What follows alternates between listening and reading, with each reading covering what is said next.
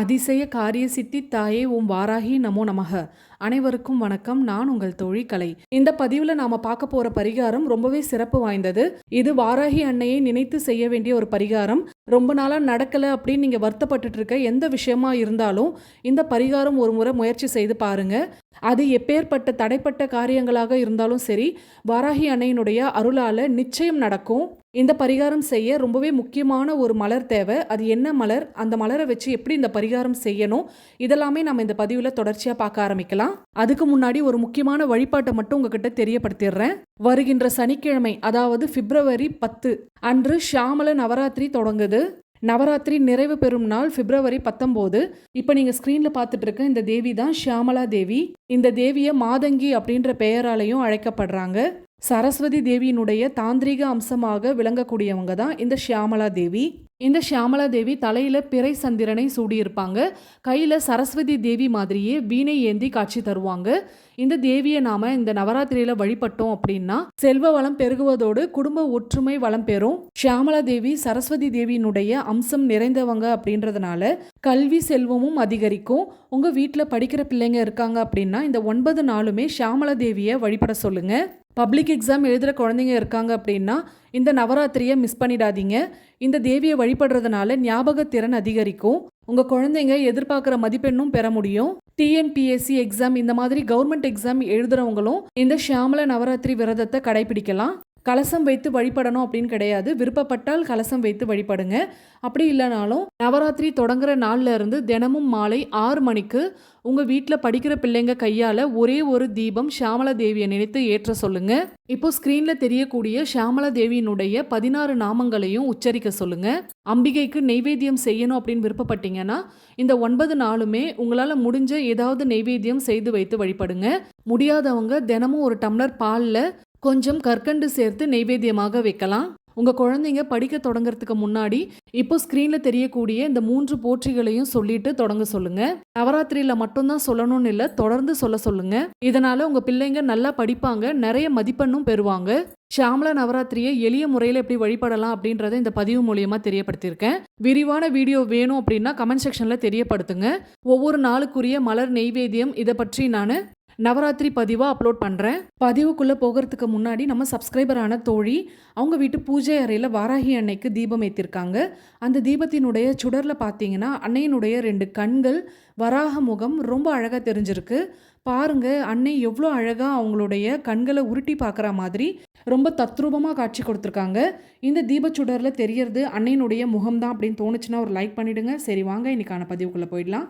வாராகி அன்னைக்கு செய்யக்கூடிய இந்த பரிகாரத்திற்கு 11 நீல சங்கு புஷ்பங்கள் தேவைப்படும். வாராகி அன்னைக்கு மிகவும் பிடித்தமான இந்த மலர் விஷ்ணுவினுடைய அம்சமாகவும் விளங்கக்கூடியது.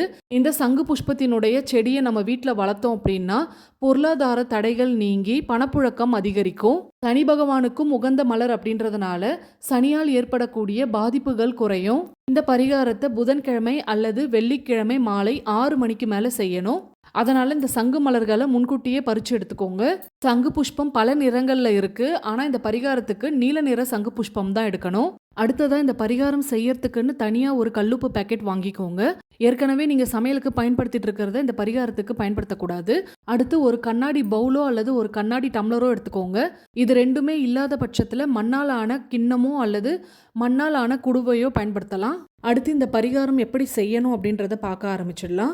அந்த 11 சங்கு புஷ்பத்திலையும் அபராஜிதா அப்படின்ற மந்திரத்தை எழுதணும். அபராஜிதா அப்படின்னா அழிக்க முடியாத, தோற்கடிக்க முடியாத சக்தி அப்படின்னு அர்த்தம். விஷ்ணுவினுடைய அம்சமாக விளங்கக்கூடிய இந்த அபராஜிதா மந்திரம் வாராகி அன்னைக்கும் உகந்த மந்திரம். நேர்மறை ஆற்றல்களை கொண்டுள்ள இந்த அபராஜிதா மந்திரம் எந்த சூழ்நிலையிலும் நம்மை ஆபத்திலிருந்து காக்கக்கூடியது. ஓம் க்ரீம் அபராஜிதாயி பட் இந்த மந்திரத்தை தினமுமே நீங்கள் உச்சரிச்சுட்டு வாங்க. இந்த மந்திரம் உங்களுக்கு ஒரு பாதுகாப்பு கவசமாக இருக்கும். இப்போ பரிகாரத்துக்குள்ளே வரலாம். அபராஜிதா மந்திரம் எழுதி வச்சிருக்க அந்த சங்கு புஷ்பங்களை ஒவ்வொன்றா எடுத்து இப்போ ஸ்க்ரீனில் தெரியக்கூடிய இந்த மந்திரம் சொல்லி வாராகி அன்னைக்கு அர்ச்சனை செய்யணும். ஓம் சர்வரோக நிவாரண நிவர்த்தினி ஸ்வாஹா. ரொம்பவே சக்தி வாய்ந்த இந்த மந்திரம் நீங்கள் என்ன கேட்டாலும் கொடுக்கக்கூடியது. அர்ச்சனை செய்து முடிச்சதுக்கு அப்புறம் வாராகி அன்னையை மனதார பிரார்த்தனை செய்துக்கோங்க. அடுத்து ஒரு சிகப்பு நிற காகிதம் எடுத்துக்கோங்க. சிகப்பு நிறம் இல்ல அப்படின்னா வெள்ளை நிற காகிதமே பயன்படுத்தலாம். அந்த சிகப்பு நிற காகிதத்துல நீல நிற பேனாவை பயன்படுத்தி இப்ப ஸ்க்ரீன்ல தெரியக்கூடிய அந்த எண்ணை எழுதணும். 51971448. இந்த பிரபஞ்ச எண் நடக்காத காரியங்களையும் நடத்தி காட்டக்கூடியது. உங்க வாழ்க்கையில எந்தெந்த விஷயங்கள்லாம் தடைப்பட்டுட்டு இருக்கோ அதெல்லாம் வரிசையா நீங்க அந்த எண்ணுக்கு கீழே எழுதிட்டு வரணும். இப்ப நான் ஸ்க்ரீன்ல காட்டியிருக்கேன் பாருங்க. இந்த மாதிரி கூட எழுதலாம். உங்களுடைய தேவைகள் அத்தனையும் நீங்க எழுதி வைக்கலாம், தவறில்ல. வாராகி அன்னைக்கு அர்ச்சனை செய்து வச்சிருக்க அந்த சங்கு புஷ்பங்களை எடுத்து கோரிக்கைகள் எழுதி வச்சிருக்க அந்த காகிதத்துல வச்சு நல்லா மடிச்சுக்கணும். மலர்கள் வெளியே வராத மாதிரி நல்லா மடிச்சு எடுத்துக்கோங்க. அடுத்ததா அந்த கண்ணாடி பவுல் எடுத்துக்கோங்க. அந்த கண்ணாடி பவுல்ல முதல்ல ஒரு கைப்பிடி அளவுக்கு கல்லுப்பு போடணும். அடுத்து மலர்கள் மடிச்சு வச்சிருக்க அந்த காகிதத்தை எடுத்து அந்த கல்லுப்பு மேல வச்சு அதுக்கு மேல கல்லுப்பை நிரப்பி வைக்கணும். தலை வெட்டி இருக்கக்கூடாது, பவுல் முழுக்க நிரம்பி இருக்கணும். அந்த பவுலை தொட்டு வணங்கிட்டு அதை அப்படியே எடுத்து வாராகி அன்னை பாதத்துல வச்சிருங்க. 11 நாள் அது அப்படியே இருக்கணும். தொடுறதோ தள்ளி வைக்கிறதோ அந்த மாதிரி இருக்கக்கூடாது. எக்காரணத்து கொண்டும் உங்களுடைய கை அது மேல படக்கூடாது.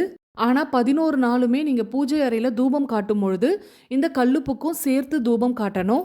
11வது நாள் சூரியன் உதயம் ஆகக்கூடிய அந்த நேரத்துல இந்த பவுல் அப்படியே எடுத்துட்டு போயிட்டு ஓடுற தண்ணீர்ல கல்லுப்பையும் மலர்கள் மடிச்சு வச்சிருக்க அந்த காகிதத்தையும் விட்டுறணும். கண்ணாடி பவுலையும் போட்டுறக்கூடாது, அதை வீட்டுக்கு எடுத்துட்டு வந்துடலாம். இவ்வளவுதான் இந்த பரிகாரம். ரொம்பவே எளிமையா செய்யக்கூடியது தான். ஆனா பலன் அபரிவிதமாக இருக்கும்.